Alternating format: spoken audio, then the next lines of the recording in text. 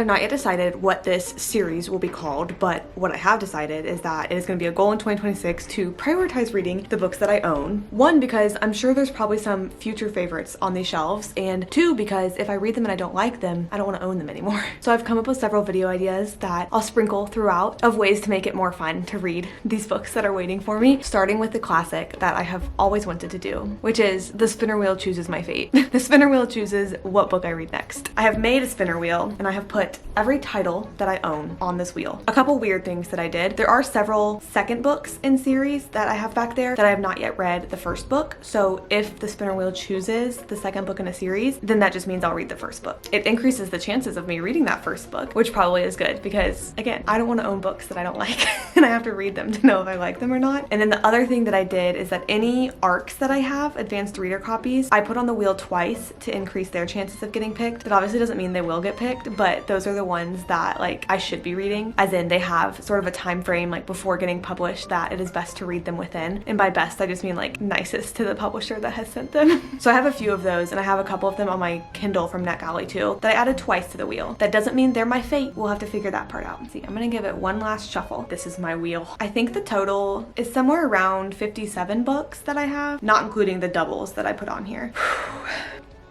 Spinner wheel, pick number one. Are you ready?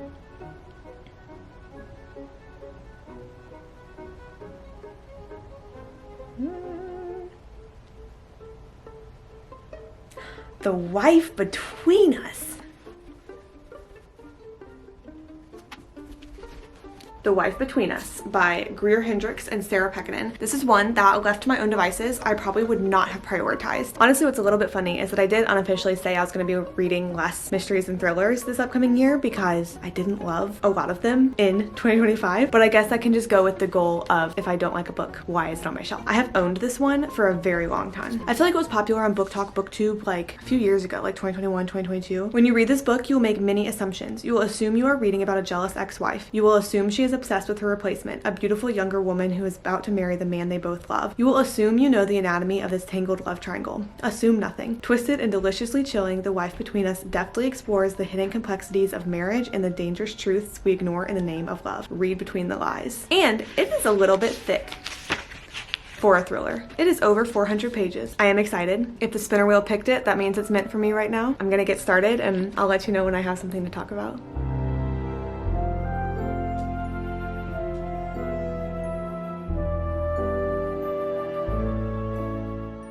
I am 100 pages in and I feel like I've read it pretty fast so far. It's not been a page turner thus far. Like, it is pretty slow and mundane, but in a way that is so interesting to me. I don't think I've ever read from Greer Hendricks and Sarah Pekkanen before, but the writing style is working for me. I like the back of this book in that it's not a true summary. It's just like, here are some of the vibes that may be happening, because even 100 pages in, I don't know where it's gonna go. I know that probably someone may become obsessive. Like, maybe one woman is going to do some things to the other. The husband may be worse than we're thinking, but I don't know yet at all like where it's headed. It is alternating point of view between Nellie, who her chapters are told in third person, and she is currently engaged to Richard. And then the ex-wife's name, I cannot recall. Her chapters are told from first person. That was a little jarring at first to switch between the two, but we're following her and it's like post-divorce and she's kind of a mess and like not coping well at this point. 100 pages in, not much plot has happened, but like I said, in a way where I'm like really enjoying it somehow. Just like the writing and the level of detail and the dialogue that is happening. It's mundane yet interesting, yet there's this low level tension that at this point you can't quite identify why it's there or where it's coming from. So needless to say, I'm very intrigued as I continue and very excited to see where it goes and also when it picks up, because I think that it's gonna get twisty, but I don't know when that's gonna happen, and I'm excited to be surprised.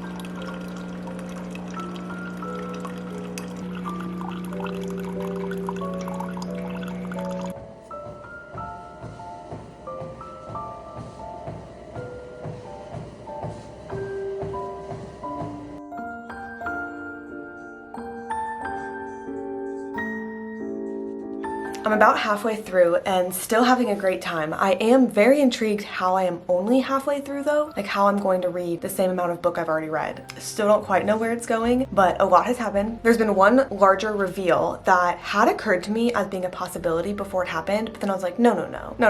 And so when it was revealed, I was like, oh.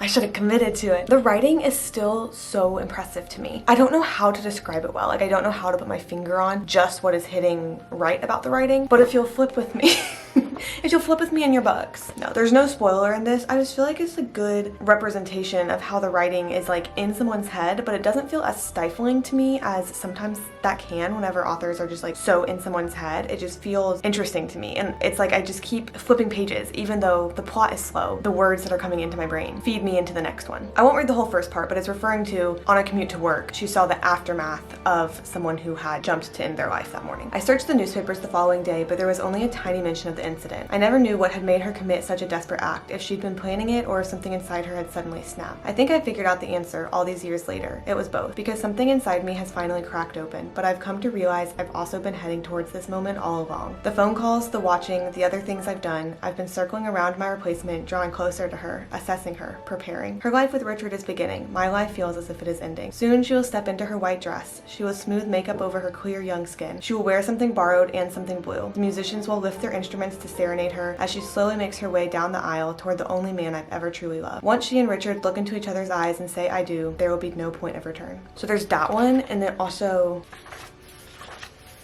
this is another one that I just felt like was an example of the writing and how such a simple moment is like so intriguing. On the third day, as I read in the library, I looked up and saw Duke standing silently in the entryway, watching me. I hadn't even heard his approach. I still feared meeting his gaze. Didn't dogs interpret locked eyes as a challenge? So I stared back at my book, wishing he'd go away. Richard, right before he went to sleep every night, took Duke for a short walk. Duke had plenty to eat, fresh water, and a comfortable bed. I had no reason to feel guilty. Duke had a great life with everything he could possibly want. He patted over and flopped down next to me, putting his head between his big paws. He looked up at me and sighed heavily. It was such a human sound. I snuck a peek at him over the top of my novel and saw furrows form above his chocolate brown eyes. He looked sad. I wondered if he was used to being around other dogs, to being surrounded by activity and noise. Our house must seem so strange to him, I thought. Tentatively, I reached down and patted the spot behind his ear, the way his trainer had said Duke liked. His bushy tail thumped once, then stilled, as if he didn't want to make too much of a commotion. You like that? It's okay, boy. You can wag as much as you want. I slid off my chair to sit beside him as I continued to stroke his head, finding a rhythm he seemed to enjoy. It soothed me, too, to feel my fingers gliding along the warm, thick fur. It's like that whole moment is so simple. It's like, and I mean, you don't need to know further context. Like I said, I'm not going to spoil anything, but it's like, oh, she was wary of the dog, and that's the moment where she was like, okay, maybe he's cool. But just like the way it's written, one was like a whole page, but two, it's like, I'm feeling it. It gives the little details of like the furrow between his brows, the one thump of the tail wag, that I'm just like very impressed with it. It has been keeping me hooked. A theme that I have noticed as well so far that has just been making me feel some types of things is noticing family members of the wives in this book notice things that they don't love about Richard, the man that they're married to, and like his treatment of them in the marriage, but not fully being able to say that because the wives are so into their marriage and like convincing themselves that everything is fine. And so far we haven't seen anything like blatantly outright abusive from Richard, but it's just like little things when he doesn't take into consideration like the wife's preference, and he like makes a decision without consulting her in ways where it's like starting to remove some individuality from the wife. And it's like her mom sees it happening, her best friends see it happening, her aunt sees it happening, and they're having some interactions and conversations where they're like, do you like that he did that? Do you wish that he'd asked you? And she's immediately like, of course, like he was thinking about me, like he knew how to make the best decision, of course, that's fine, that's fine. And I feel like that dynamic is just really represented well, because it's like the family members kind of feel like their hands are tied and want to be supportive, but also are seeing some like red flags of like, this man is acting like he's prioritizing you in the marriage, but is he really actually taking into account like who you are as an individual, or are you just his wife? Does he love you and is like lifting you up, or he's the husband and you're the wife? So I'm curious to see how that thread like continues to go throughout the book and what point it ends up making of like the dynamics of marriages that are like that. And that's not the main thing that's happening, it's just something that I keep noticing.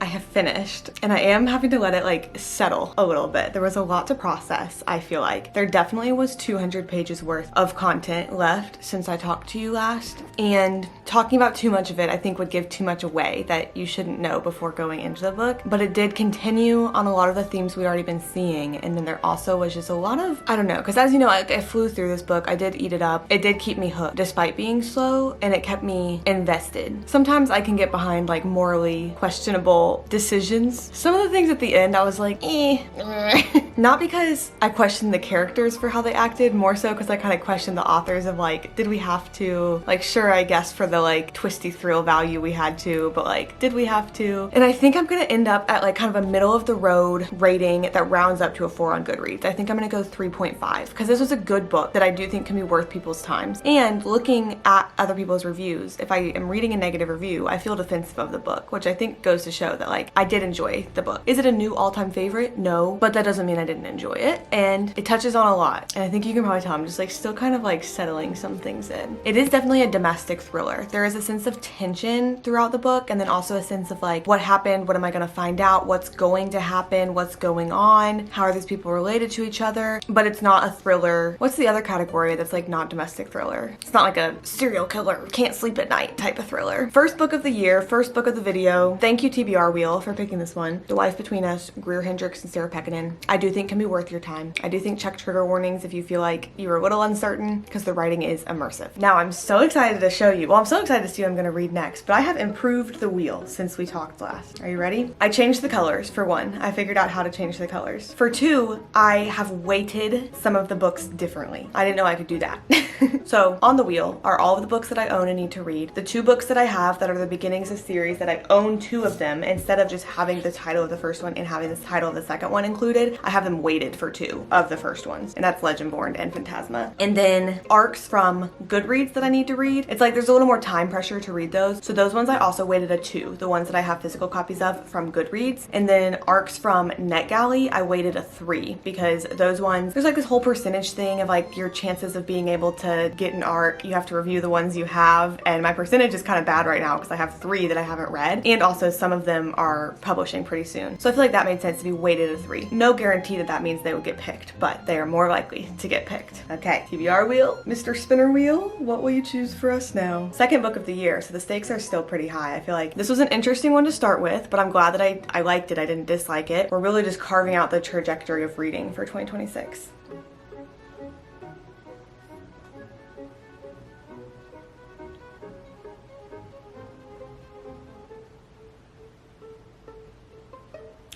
Warning signs. Okay, this is on my 26 books in 2026 and also is one of the arcs that I was needing to read. So that is good and makes me feel happy. Oh my gosh, I also didn't tell you. So as far as reading challenges goes, this one doesn't fit for the buzzword title challenge or the buzzword cover challenge, but it does fit for one of the 52 book challenges, and I'm gonna use it for the book face prompt. That's like when the cover is something that you could like pose in front of and it looks like your body. So whether it's like hands or a face, and this one is book face. Okay, back to Warning Signs. Warning Signs is by Tracy Sierra, and its publishing date is February 10th, 2026. It is a novel in which a father-son ski weekend becomes a desperate fight for survival. And the son's name is Zach, which I think is funny because that is my husband's name. I think there's like questionably a monster, or like, is it really a monster? Is there something lurking in the trees? That's what I'm kind of picking up on from this one, and I'm very excited to get going with it.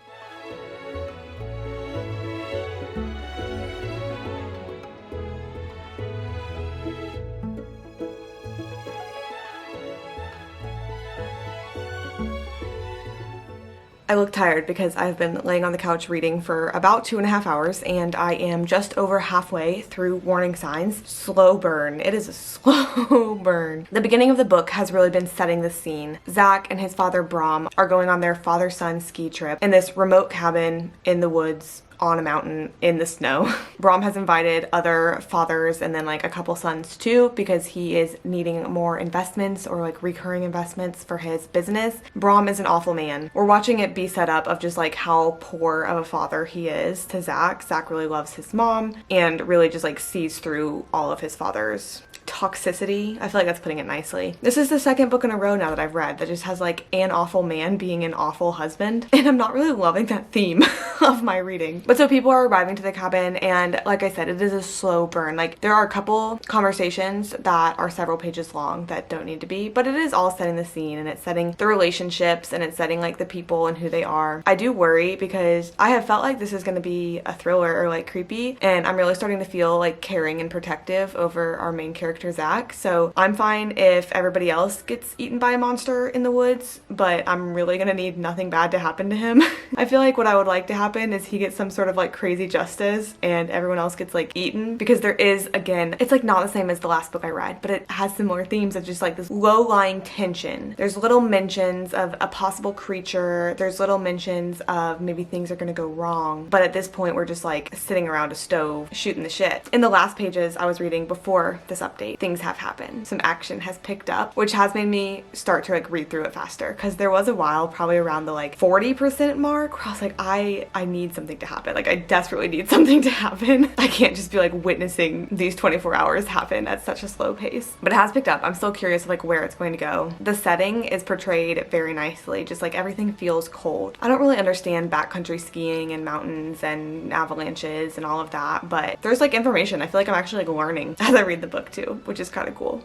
I have finished Warning Signs by Tracy Sierra. It picked up at the end. I finished it on my phone, the Kindle app on my phone, on the drive to the gym this morning, because that's how like bad I just needed those last few pages to see what happened. I don't remember exactly where we were at last time that I updated. I think it maybe had just started to pick up a little bit, but truly the difference between the first 52% and last 48% is crazy as far as pace goes. And I know that slow burns happen in the beginning so that once things get fast, like it's that much more impactful, because you've had that time with the people at the beginning and you've gotten all of that context. But it also just is hard for me whenever something feels so slow, because it did feel really slow in the beginning, but by the end there was nothing slow and I was so invested. There are two quotes that I pulled that I want to read to you that I feel like kind of just touch on like some of the themes in this book. It doesn't give anything away, but just some of the themes in this book. Number one was, in all the stories in school, the stories in church, the bad people lost, but in real life the cruelest people always seem to get exactly what they wanted. And then the second one is, none of this could happen. He wasn't like other people. He was precious, special, chosen. The destroyer, never the destroyed. And a theme that kind of ran throughout the book too is like how it feels when good things happen to bad people. I feel like it's so much more commonly talked about like, oh, bad things happening to good people, but this one really touched on when good things happen to bad people. And I do think like there's a lot of nuance in that, like in the world of what makes a person bad and everything. But in this book, like since it's from the point of view of a 12-year-old Zach and his biggest op is his dad in a justifiable way, it kind of is that simple. And you like feel that hurt along with him of, if this man has acted like this for so long, why do good things keep happening to him? That's first half of the book stuff. Second half of the book, I just don't want to tell you about because I want it to be a surprise. But my final rating for this one, I've decided to give it a 3.5 out of 5, which is the exact same as our first book in this video. Our first book, The Wife Between Us, was the same enjoyment level for me throughout and kind of felt a similar pace throughout. So like it was long, but I was still feeling the same kind of throughout. It was steady. Whereas this one, I was feeling slow and bored in the first half and then super invested and intrigued and like fast-paced things happening in the second half. So it kind of just evens out to be about the same for me. As far as reading challenges go, this one actually ended up hitting quite a few for me. It is on my 26 books that I want to read in 2026 list, so can officially cross that out. We have 25 books left in that list. I also added it to the buzzword cover challenge for cover featuring movement, given it is the moose that is walking through the snow across the cover. And then it also ended up fitting a prompt for 52 book clubs reading challenge, in that it's featuring a natural disaster. I won't tell you what happens and all of that. I mean, it takes place in the mountains on the snow, so I'm sure you can imagine, but this book does feature a natural disaster. All that to say, it's time to pick our next book, and that's why I really wanted to get home from the gym and film this review so that I could know what I was reading next, because I'm in the mood to just like devour. I will say, luckily, since I get to make the rules, I am going to be updating and adding any book that I have available on Libby right now into the spinner wheel, which I know are not books that I own, but they are books that like have a time crunch on me reading them. So I won't weight them any different. I'll still put them one if it is a Libby book, but I am going to add those in because I have Project Hail Mary right now on Libby and I really would like to get around to reading that. What else do I have on Libby? I'll tell you. I have Project Hail Mary. It was a skip the line loan, which I didn't know existed, but I guess if there's really long hold amounts on Libby, sometimes libraries will purchase skip the line loans that can go to people further down in the line. And so it's only a 2-week hold, which is fine because I could read it in less than 2 weeks. I just have to start it. So I have that. I have Assassin's Apprentice by Robin Hobb. I have The Book Club for Troublesome Women. I've had this one by Mary Botswick. And I have Automatic Noodle by Annalee Newitt. Those are all my books on Libby that I will be adding into the wheel. And I'll keep the weights the same as far as NetGalley ARCs, Goodreads giveaway ARCs. Give me a second. I'm gonna fix this all up before we bring the wheel up on screen. And here it is. I forget if I told you this, I also bought 2 books yesterday. So The Will of the Many is now on this, and Emily Wilde's Encyclopedia of Fairies, I forget the full title, Encyclopedia of Fairies is also now on this wheel. There's so much variety of like genre and release date and desire to want to read on this wheel, which makes me a little nervous. I will say, if I had to pick, because I do love to mood read, I'm doing the wheel to prioritize reading the books that I own. Obviously, I don't own everything on the wheel, but to prioritize them, I love mood reading. If I were picking based on my mood right now, I've really been wanting to read fantasy books, and so I'm really hopeful for a good fantasy. This Kingdom Will Not Kill Me would be wonderful because it's an arc and I really want to read it. Assassin's Apprentice I'm really hoping for. While I want to read Will of the Many, I don't feel like that's a fit for this video. So not quite yet for Will of the Many. And then secondarily, if I could pick, I don't want another book with ugly men. I feel like 2 in a row is kind of a lot. Maybe just like no men in the next book. That could be kind of nice. Are you ready? I don't know if I am. Okay. Spin.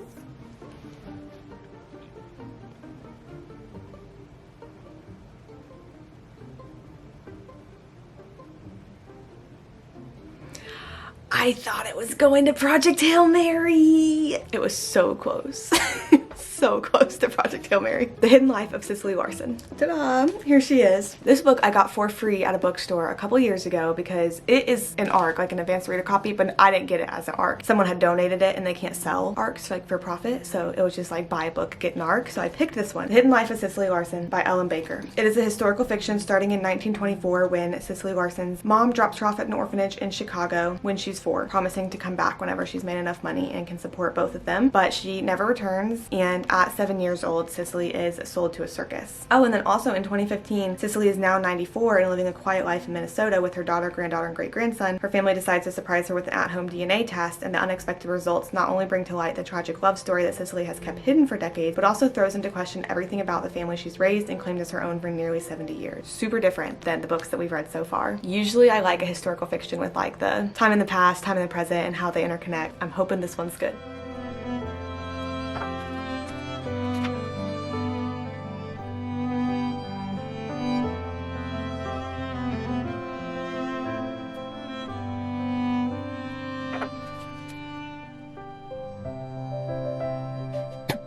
I am 83% of the way through The Hidden Life of Cecily Larson, and I'm not having a bad time. This book has so many more trigger warnings, just like a vast cover all of like every trigger warning you could possibly think of, probably. Okay, not everyone.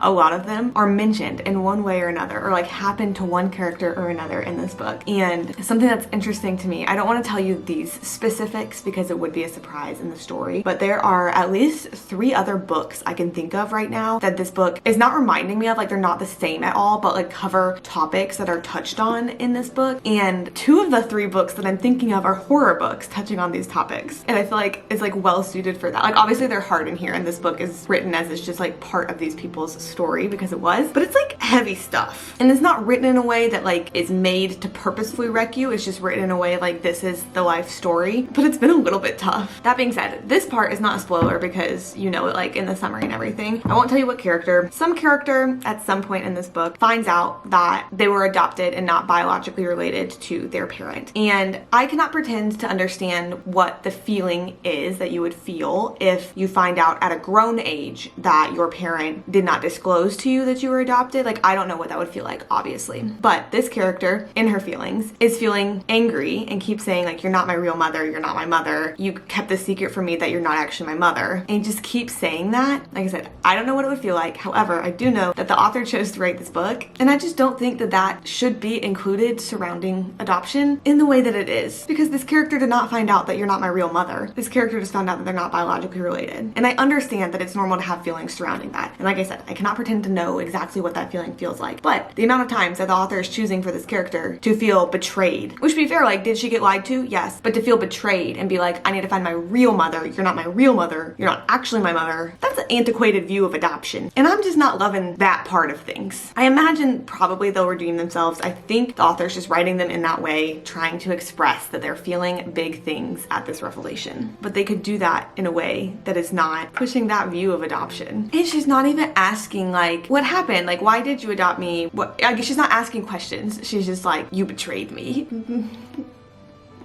It's making me feel a little weird. But I do imagine that I'll finish this book today with the chunk that is left. I have no idea at this point, like anywhere near what my rating will be, because I am invested in the story, and the story is structured and written well, and I can tell it took a lot of thought. There's things that I really like, and there's things that I feel kind of iffy about, so I'm not sure yet, but we'll see how it ends. And I am excited to see how it all wraps up. I have finished The Hidden Life of Cecily Larson. I would say overall, I think this book could be a really good book for like a book club. I think it could spark quite a bit of discussion. I think it was a good story. I'm also, as I've mentioned, just a sucker for current day versus historical timelines that intersect with each other. I'm also a bit of a sucker for genealogy. That being said, at the same time, it was written kind of soapy. Like everybody had some sort of secret. Everybody had some sort of like either thing they were going through or thing they've gone through in the past. And there was a lot of characters, all of whom that was true for. If you have any sort of like trigger warning, anything, it might be in this book, because with a lot of the side characters, I think instead of giving them depth or a backstory in any other way, the author just like chose their trauma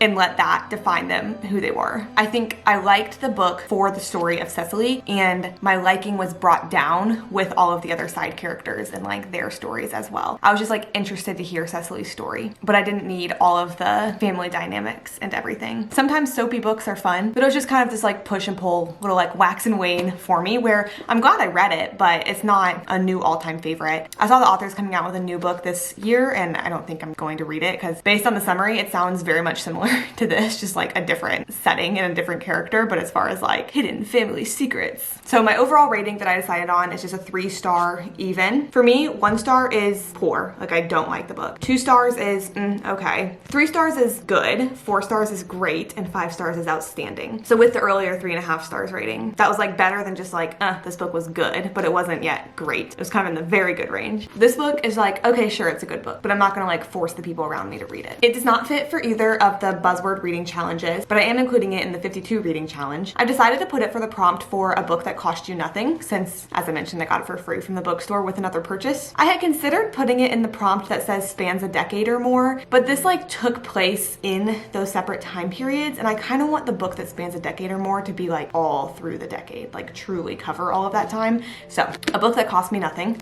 And I am usurping the power from the spinning wheel for our next read that I've already gotten started. And I've started reading Project Hail Mary. I am so excited to read this book. I was so close on the spinner wheel whenever it picked The Hidden Life of Cecily Larson. It was like that close from Project Hail Mary, but I gotta skip the line loan from the library. And with how that book is just like increasing in popularity and us getting harder to get since the movie's coming out in March, figure I need to take the time that I have it to read it. And I definitely want to read it before the movie comes out. I don't know if you can tell by the fact like of how big I'm smiling. I'm about a third of the way in already. I read just like so much last night, and I am loving it. I'm loving it so much. I'm glad to be reading it before the movie comes out, but I definitely am picturing the main character as Ryan Gosling, and I'm so excited to watch the movie. I feel like every scene that I'm reading, I'm like, oh, this is gonna be great. This is gonna be great. It is like, maybe not witty, but like quippy. Like the main character's head who we're in, whose internal monologue we just get, has made me chuckle or like almost even laugh out loud a couple of times so far. And they're all just like little lines that if I were to read them out loud, I'd be like, okay, is that really funny? I don't know. But like in the moment, whenever I'm just so engrossed in reading it, it is humorous and bringing me joy. So I am loving Project Hail Mary so far. And I'm thrilled that it is my next read that I chose for myself for this video.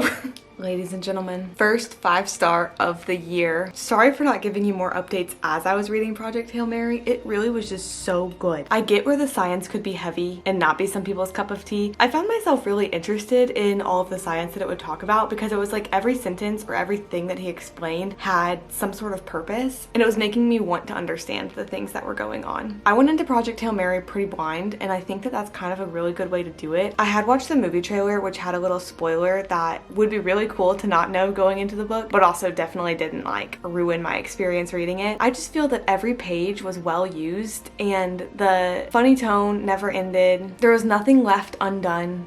I loved Project Hail Mary, and I'm very excited to watch the movie when it comes out. Like I'm just so excited to see it all visualized and to see Ryan Gosling doing it. And I'm so thrilled to have the first 5-star of the year. That's awesome. So as far as book challenges go, Project Hail Mary was on my 26 and 2026, so we've added an additional book towards that. In the buzzword cover challenge, I've added it to a cover featuring a accessories because the Kindle version that I had is the movie cover of the book that has Ryan Gosling on it, and he has some glasses around his neck, and so that counts as an accessory. It's not on the original book cover, but that's the version that was checked out from my library, so I decided to go off the version of the book cover that I was reading. He has his little glasses, so cover featuring accessories. And then also in the 52 Book Clubs reading challenge, there's a prompt that's a book that's based on the top grossing movie from the year you were born. So I looked up the year I was born and to see what the top grossing movie was, and I'd done this when I started the reading challenge, so I had already kind of paired these in my head. But the top grossing movie in the year I was born was Mission Impossible 2, and one of the very first sentences in the blurb for Project Hail Mary was an impossible mission, so I was like, oh, that's perfect. All that being said,